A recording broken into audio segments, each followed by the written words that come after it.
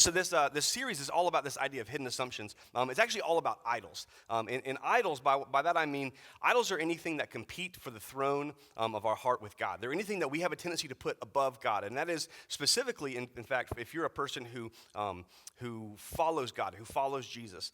But for all of us, no matter where you are in terms of your faith or your walk with God, for some of us who have been walking with Jesus kind of faithfully for a while, for others of us who are just exploring faith, you're brand new to the whole thing, or maybe you're re-exploring it as an adult because you were handed a Sunday school faith and at the rigors of the real world, and then somewhere in there, as the rigors of the real world kind of met a Sunday school theology, you kind of lost it, and now you're reinvestigating it for whatever reason. We all put something central in our life. We all put something central in our life. This is not something that is specific, an idea that is specific to any brand of religion, Christianity, or theism. We all have some type of a North Star that sits in the middle of our lives. And for every one of us, beyond that, there is a reason we do it. Because you're a reasonable person, or at least hopefully you are, or somewhat reasonable of a person. I'm hopefully somewhat reasonable of a person. But as we talked about last week, one of the things that we know about reasonable people is reasonable people are not persuaded by reasonable arguments, or else everyone would think like you think on Facebook, right? Because you would post it and you have such valid points, and it's so, wow, that's so insightful, right? No, but we are reasonable people, and we put things at the center of our life for a reason. But the problem is we rarely stop to examine, can it fulfill its promise? We rarely stop to think, can it actually fulfill the thing that we hope it to do? And for many of us, again, they're not bad things that we put in the center of our life. They're success, they are family, they are, consistency or sustainability or comfort. They're careers and perhaps helping people, altruistic thoughts and ideas. But we all put something at the center of our lives. And beyond that, we all have a reason we put that at the center of our lives. But we rarely stop to think, can it actually fulfill its promise? Because here's the premise behind this whole series. That the things that we put in the center of our lives, if they are not God, they will never satisfy. They will temporarily satisfy, but they will never fully and finally satisfy. And so instead of just in this series saying, okay, let's talk about some idols that we need to take out of our life, it says, let's take a look at the things that we have a tendency to idolize that sit at the throne of our life and say, why is it there? Because again, if you're a reasonable person, there's a reason that it's there. There's a function that it fills. And we can't simply remove them. We have to replace them. But before we replace them, we have to realize why they're there in the first place. And so this is a little bit like Inception style, if you will. We're not just going to go like, for here's the thing. We're going to go a couple layers deep on this and say, why are these things where they are? And here's what we're going to find, in fact, today, this is specifically important, is that we're going to find the real trouble with this. The real trouble with this is the thing that it sits at the center of our life oftentimes creates our identity. Isn't that true? The thing that's at the center of your life oftentimes creates your identity. In fact, one of the worst questions I hear people say, they say, who are you? I am Ben, right? I'm like, how do you want me to answer that question, right? And then they'll have this deep kind of sometimes existential, like, no, who are you? I am still Ben, right? And then sometimes you ask that question like, oh, well, I am, and you say your occupation, or maybe I'm a husband, I'm a father, I'm a Jesus follower. This is who I am. But the reality is that our idols begin to create our identity. And specifically today, I think perhaps has the most tendency to create the identities that we have. It's the idol of success. The idol of success. Now, when I say success, there are generally two reactions to a thought of an idol of success. Some of you are type A, driven, entrepreneurial, and that's probably this crowd because you're at the 9:15 church service, all right? The 8 o'clock people, it's like, I'm going to have to tweak this a little bit to try to make it apply. But the fact that you're at church at 9:15 this morning, you're just thinking, wow, like this is 100% me, okay? If you're online, by the way, you're like 50% in on this, okay? Because you're online. Just playing, we love you. But there's two types of reactions. One is you're the type A, you're the go-getter, and you know, as I know, because this is 100% me, that this idea of success, this idea of achievement, this idea of climbing the mountain, the process of climbing the mountain, the achievement of being on the top of the mountain, right? Like there is something intrinsic about that inside of me that drives me and wakes me up in the morning. And for some of you, you're like, nothing wakes me up in the morning, right? Like, I don't want to get out of bed. I don't want to do anything. I am so content to just exist. And while that might be true in a lot of, here's what I would contend. That for all of us, each one of these idols that we're going to go through week to week, some of them, they are the major idol, and some of them are minor idols. But we find ourselves all in this, because all of us want to be successful at something. All of us want to be successful at something. And that doesn't mean vocationally.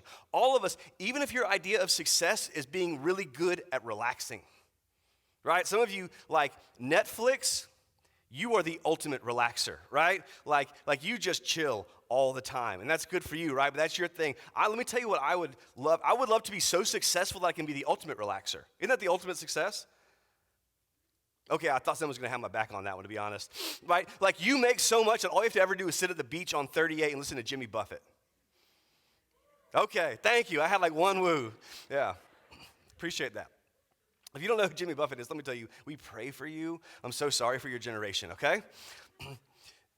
But isn't this the truth? Right, like some of us, that wakes us up in the morning, and some of us, like it's just a little bit more beneath the surface, but we want to be successful at something. We want to be successful at school. We want to be successful in relationships. We want to be successful at saving. Some of us want to be successful at spending. Some of us want to be successful. In fact, most of us should want to be successful who are parents at raising our children.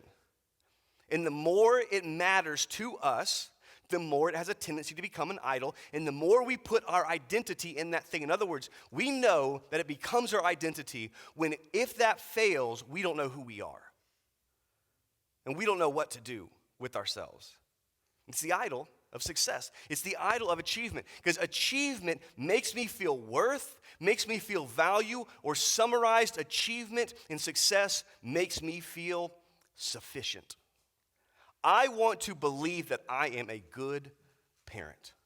I want to believe that I am a successful human being. I want to believe that that is true of me. And so I do what you do, which is you go and you try to achieve, and you try to create, and you try to achieve, and you try to create. But isn't this true? No matter how much we achieve, I might be able to achieve more than you. You might be able to achieve more than me. We might be able to be more successful in whatever endeavor that we are compared to one another. But deep down inside of us, there's something that longs for more. In fact, this is why, again, when you read stories and biographies and autobiographies of incredibly powerful people, the commonality is people who have achieved extraordinary success have also left a wake of disaster, of toxicity, and oftentimes a lack of health in areas of their life. You don't know why? It's because it was never enough. Success is intoxicating. Achievement is intoxicating. And we long for it, and we search for it, and we long for it, and we search for it, and we long for it, and we search for it. But we rarely stop to ask the question, if I ever achieve everything that I long to achieve and am successful at every endeavor that I set my mind and I set my heart to, will I actually be content? There's an interesting story that happens in the Old Testament. The Old Testament, by the way, the New Testament is very good at giving you like line by line. The New Testament is everything when Jesus stepped foot on planet Earth and kind of going forward. There's a lot of great insights and kind of one-liners, and it creates a cumulative whole in a lot of the letters that were written, how to live for God in light of who Jesus was. But the Old Testament has a lot of narrative-based ideas. In one of the history books of the Old Testament, it's called 2 Kings. The nation of Israel, which was God's chosen nation at that point in time, was a nation who had been through a history of people and things with God. At first, they were kind of a family. That family grew into a nation. That nation wandered in the desert. As that nation wandered in the desert, the nation kind of took over a land. And God said, I'm going to be your God. You're going to be my people. Well, as he was the God and they were the people, They would continually rebel, and so eventually they said, we want a king, we want a king, we want a king. He said, fine, you can have a king. And they would have kings, and the kings would go to war with other kings, as kings typically do. And it never worked well for the nation of Israel. But this one particular time, we're going to read an interesting story. It's an interesting narrative about kind of a warring nation and a thing that happened to one of their leaders. A thing that happened to one of their leaders who achieved incredible success for who he was. And his name was Naaman. Now, I know very few people have probably heard of the name Naaman, but about a month ago, I was sitting in the lobby, and there was a guy who walked up, and I introduced myself, and we were talking. I said, what's your name? He said, Naaman. I was like, are you kidding me? I know nobody with the name Naaman. And he was like, wait, so you know it's in the Bible? I'm like, I'm a pastor. Get out of here, right? But we're going to read the story of Naaman. And I'm telling you, in this story, we're going to see ourselves. And this is why I love the Bible, frankly, because we're going to see in this story, we have the same tendency that Naaman had. We have the same issues, character flaws, all that kind of stuff. If you've got your Bible, we're in the NIV this morning in 2 Kings chapter 5. 2 Kings chapter 5. And we get a little introduction. This is kind of the character introduction to the person of Naaman. Now, Naaman was commander of the army of the king of Aram. Now, Naaman, that meant he was a big deal. Like, there was the king, and then there was the person who commanded all of the army. And Naaman had extraordinary success in leading this army. He was a great man in the sight of his master, and he was highly regarded because through him, the Lord had given victory to Aram, and he was a valiant soldier. Now he says, okay, let me just tell you a little about Naaman. We don't know where Naaman was born and where Naaman was raised, and a lot of Naaman's backstory, but it says Naaman had maybe rose through the ranks. Naaman was the commander of the army, and Naaman had only him and then the king above him, and they were over at this point. They were the ones who were over the nation of Israel. Because of the nation of Israel's disobedience, they were kind of over their overlord. And so as the, commander of the army, he's had a lot of success. And the king is happy with him. He is at the point in his career, he is at the point as a parent, he is at the point as a student that we all hope to be. The point of success where you think of what is the epitome of success on your arc. For some of you, it's like, man, success for me would be that I would be so successful in school that I could get into any master's program I applied to. Let me tell you a secret. That's also your parents' goal, okay? For parents, it's that our kids would be at any place in school they can get into any school that they wanted to. It's that you would be so successful in your career that other people maybe in your career would come and look to you for guidance and for thoughts and for insights. That you would be the example in your industry. Whatever it is for you, this was Naaman. He was the person, but Naaman had a problem. Specifically, at the end of that verse 1, he was a valiant soldier, but he had leprosy. Now, leprosy in their day was basically a death order. I know some of you are familiar kind of just through scriptures and people explaining it, but essentially, leprosy was a disease that would, little bit by little bit, just kind of deteriorate your body. It would deteriorate, especially your skin. It would eventually deteriorate your bones, and kind of inch by inch, you would eventually die. So Naaman was a dead man walking at this point.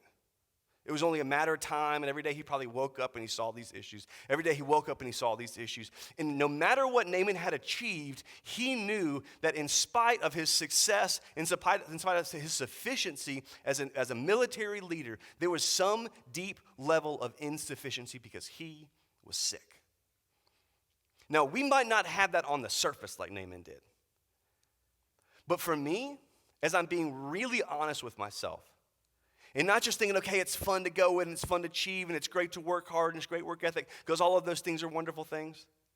At the core of what we experience is oftentimes a drive to be sufficient because of a deeply held insufficiency.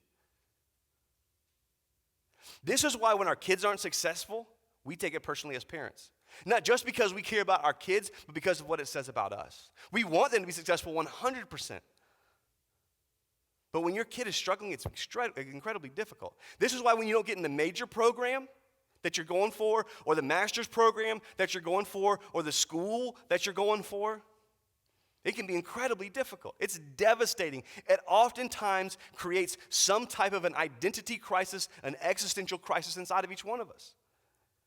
Because we have wrapped our thoughts and wrapped our ideas and wrapped our lives around this. And when we find out that we aren't sufficient, it eats at us. And so Naaman, in all of his success and achievement, had a problem. Verse 2. Now bands from Aram had gone out and had taken captive a young girl from Israel, and she served Naaman's wife. She said to her mistress, "If only my master would see the prophet who is in Samaria, he would cure him of his leprosy." So there's this little slave girl. It's this interesting picture, this interesting dichotomy. You've got this king of the army, right? I mean, he is the commander of the army. And you've got this little slave girl who just got picked up, carried away, is in exile, and she's like, yo, if he just goes and talks to this guy, I think he can help. I don't know about you, but if I'm this little slave girl and I just got my country taken over and enslaved in captivity, I'm probably keeping quiet. I'm like, let that dude die. Right? But for whatever reason, this is interesting, there's always a suffering servant, almost always a suffering servant that brings this sense of redemption. So Naaman went to his master, that's the king, and told him what the girl from Israel had said. So he, thinking reasonably, said, "By all means, go," the king of Aram replied. "I will send a letter to the king of Israel." So Naaman left, taking with him 10 talents of silver, 6,000 shekels of gold, and 10 sets of clothing. And the letter that he took to the king of Israel read, "With this letter I am sending my servant Naaman to you, so that you may cure him of his leprosy." Now you got to love this, because the servant girl never said, "Hey, yeah, go to the king." She just said, "No, I want you to go to the prophet. I want you to go to the prophet." He said, yeah, I know what you're saying. But you don't know how us achievers, you don't know how us Enneagram 3s do this, right? We don't just go empty-handed and say, "Hey, can you help me?" We're like, I need to bring my worth and my value and show that I am substantial. Look at me, right? And so he goes to the king and says, "King, can I have some paid time off?" King says, "Absolutely," which is so reasonable of the king, because if he is a great commander, the king would want to do everything under his power to keep him, because the keeping him as a great commander keeps him in power as the king. And so he says, "Yes, go. I'll write you a letter. I want you to go do whatever you can to get fixed." And so Naaman goes, he brings tons of silver, tons of gold, a few sets of clothing, and as he walks in, he walks with the letter of the king. In other words, Naaman tries to solve his insufficiency by being even more sufficient. Isn't that interesting? He has this thing that he can't solve, and so he says, okay, in order to solve this, I'm going to do more, which is exactly what we do. Never stopping to think, is this going to help? Is this actually going to be the thing that creates the thing that solves the internal problem that I have? So my kids aren't doing well, so I'm going to be more overbearing. My job isn't going as I want it to be, and so I know I already have a tendency to be a workaholic, and so I'm just going to dive more into work and less into my family. Just more and more and more.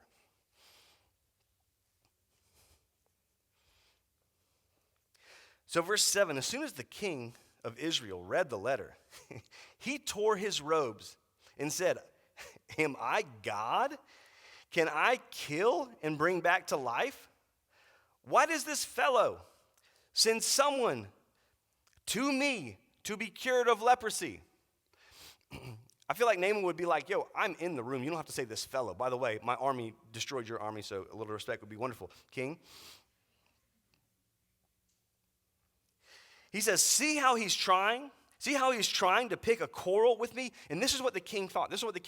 Naaman goes to the king when he was supposed to go to the prophet, and he says, King, here's all this stuff. Now, heal me. And the king's like, yo, I am not the prophet. I am the king. But his internal crisis was, if I don't fix this guy, I'm going to make that king mad.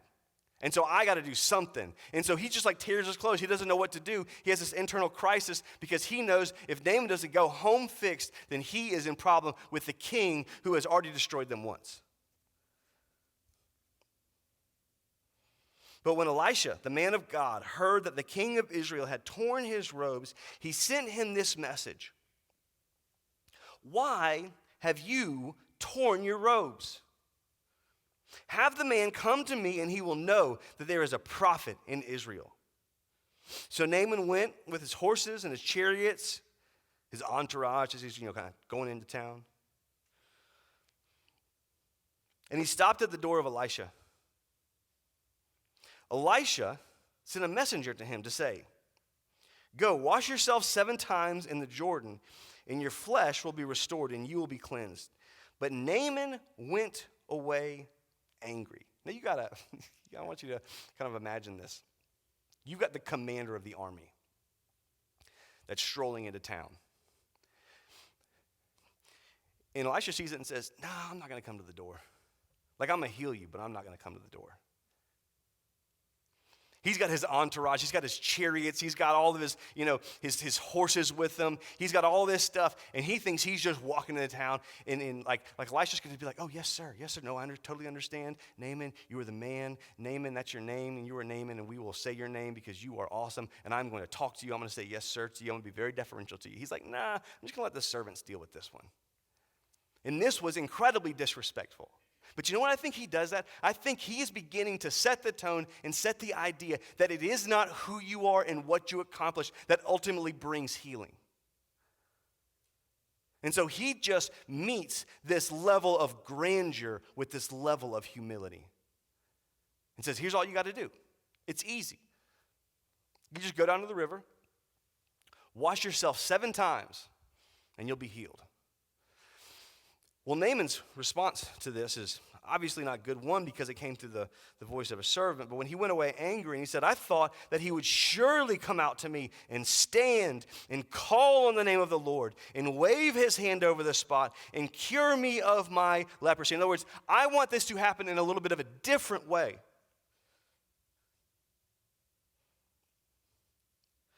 Are not Abana and Paraphar, the river of Damascus, better than any waters of Israel? In other words, our water's always better. Couldn't I wash them? Couldn't I wash in them and be cleansed? So he turned away and went off in a rage. And here was Naaman's problem. Everything that he had done in life was that he would accomplish something, that something incredible, something grandeur, something of extraordinary significance would be the thing that brought the thing, that healed the thing, that conquered the people. And for the first time, Naaman is square, face to face, that there is nothing of greatness and grandeur that can be done to bring healing to what Naaman's problem was. In other words, Naaman, I know you think it's this great act, but it's actually very simple. And the simplicity of that cure, mixed with the method of the messenger of that cure, was categorically reprehensible to Naaman. He wouldn't entertain it, not because he wouldn't try it. He wouldn't entertain it because he didn't like it. It just didn't go with what Naaman thought. Because it was all about achievement and success. But God would use his insufficiency to ultimately determine this. So Naaman's servants, again, the servant comes up, verse 13. And he went to him and said, My father, if the prophet had told you to do some great thing, would you not have done it? How much more when he tells you, wash and be cleansed? He says, Naaman, I know this seems too simple. I know it seems too obvious. But Naaman, if he had told you, go climb a mountain.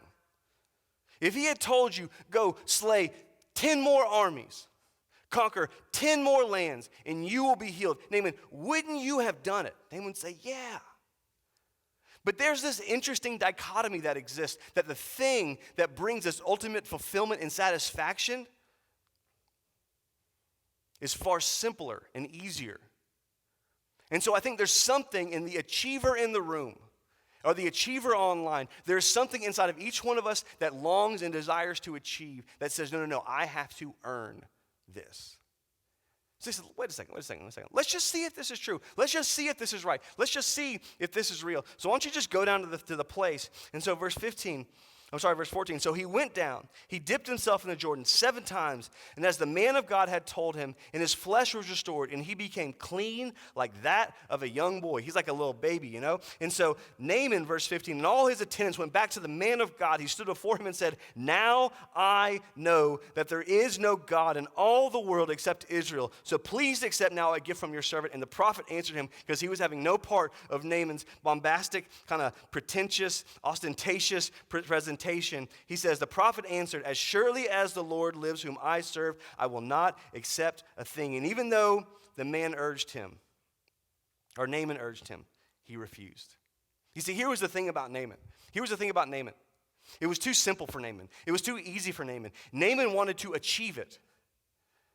But when Naaman came to the realization, I guess I'll consider it. I guess I'll give it a try. I'm going to go down the river and I'm going to wash 7 times. And it was taking not Naaman's accomplishments that would ultimately drive him to the realization of who God is. It wasn't his sufficiency or his success. It was his insufficiency that God would ultimately use to prove who he is to Naaman. That it wasn't going to be about what he did. It wasn't going to be about this great accomplishment, or this great feat, or this great, presentation by Elisha. It was simple. Just go down to the river, wash yourself 7 times, and you'll be good. Here's why I say that. The reality is, we look for sufficiency. Those areas of insecurity that we drive to be sufficient in, the place that we desire for significance or for success the most is often the place at its basement level creates an idea or a place that comes from a sense of insecurity. And that's okay, because we all have them. To deny having insecurity is probably the greatest insecurity in and of itself. But out of that comes a drive to accomplish and a drive to be successful. And sometimes we look at God and we say, God, no, if I am going to be valuable as a Christian to you, I have got to achieve all these things. And God says, no, you're valuable because my son died for you. We want to prove ourselves sufficient and be successful. But the reality is in all of our success, we will still find ourselves insufficient. But the gospel says this, that we were never supposed to be sufficient. In fact, what Jesus' message was the opposite, was that we are insufficient, that all have sinned, that all have fallen short of the glory of God. But we now have sufficiency, not because we're sufficient, but because the ultimately sufficient God died for us. We now have a relationship with him. That because of our insufficiency, because of our sinfulness, we are over here, God's over here. We could not bridge that gap. Jesus became that for us. That in God's love for us, in his sufficiency, in his ultimate sufficiency, he died for us. And here's the beauty of it. When Jesus is my sufficiency, my success is driven from a place of health, but it's simply an ancillary benefit. It doesn't create the holistic development of my identity. If I'm not successful, that's okay. I didn't derive my sense of worth, my sense of self from my success. Like, do I want to be successful? Of course. But it doesn't create internally inside of me this sense of existential self. I mean, we can spend our lives trying to chase the mountain of success. We can spend our lives trying to chase the next accolade, or our kids being good enough, or our families looking perfect enough, or having all the right answers and having all the right, thoughts and ideas. We can chase the level of whatever benchmark you want to create of market level success or nonprofit level success, or even in the name of altruism and helping people, helping other people levels of success. And let me tell you, all of those things are wonderful things. But that's why it's a hidden assumption. And that's why it's tricky. They are wonderful things that were supposed to be complements to the ultimate, which is our relationship with God. That is where we find sufficiency. That is where we find security. That is where we find worth. Not because I have worth, it's because the God of ultimate worth died for me. And I have said this over and over and over, but it is still true. Do you want to know, if you ever want to know how much something's worth, not in the spiritual world, just take general, principles of economics 101. Something's worth is determined by how much someone is willing to pay for it. You can say your house is worth $1 million, but if somebody's only going to pay $100,000, it's only $100,000. Our intrinsic worth in the image of God is left void because of our sinfulness. But if something's worth is determined by how much someone is willing to pay, how much worth do we have if God would give his son for us? And now, I strive for success. Not because of insufficiency or insecurity, but because I want to glorify God, my Father, with whom I am pleased. You see, what happens at the end of a lot of this stuff is we say, okay, man, success, you got to remove that idol in your life. And we're left kind of with this narrative void that, okay, if I replace success with God, then that just means I'm taking out success in my life. And I don't feel like that makes sense. And so to be frank and fair, for everyone who has ambition, the church oftentimes drives you away because how we interpret this is now you should no longer strive to be successful. And that's not the case. Those of you guys who know me, you know that my perpetual problem is taking on far too much because I want to do everything, and I see so much potential in so many different things. But it's not because it makes me who I am, it's because I want it to glorify God. We don't strive for success to make God happy with us or to feel a sense of self-worth and validation.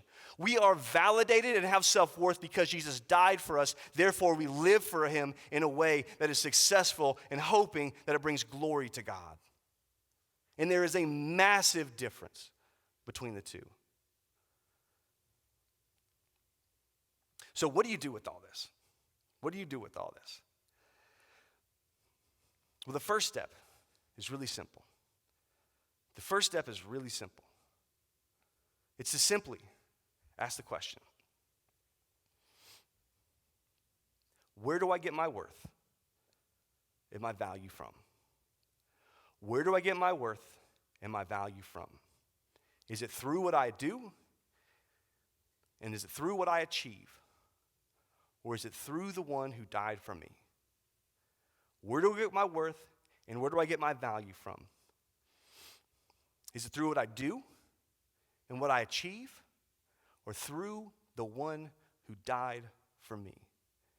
Because the reality is that this morning is a shift for anyone that you say, oh my gosh, I have come to the realization that, man, I have this massive tendency to just feel sufficient, feel valued, feel adequate through my success.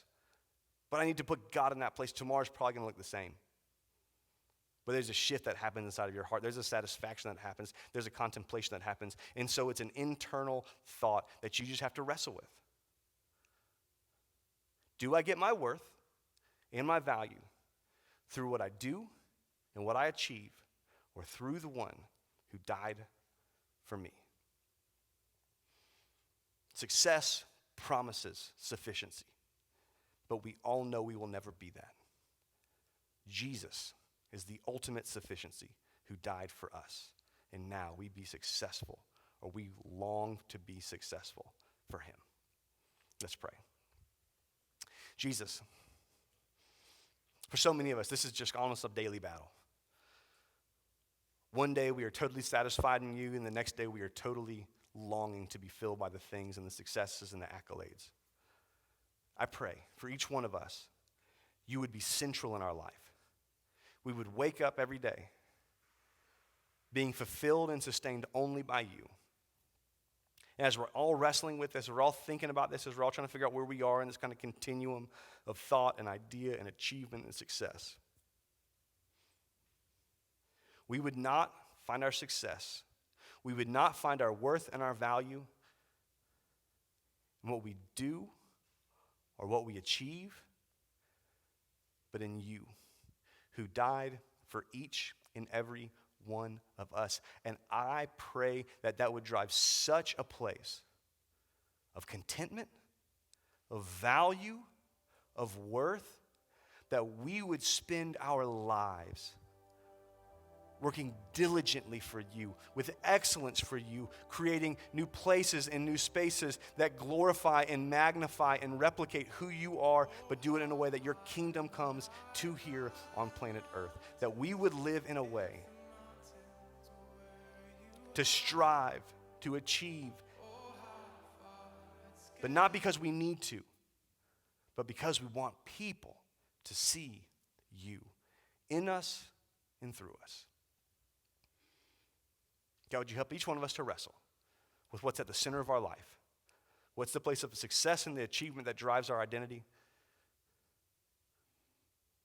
our worth and our value? And we would find that, not through what I do, not through what I achieve, but through the one who died for me. And it's in your name we pray. Amen.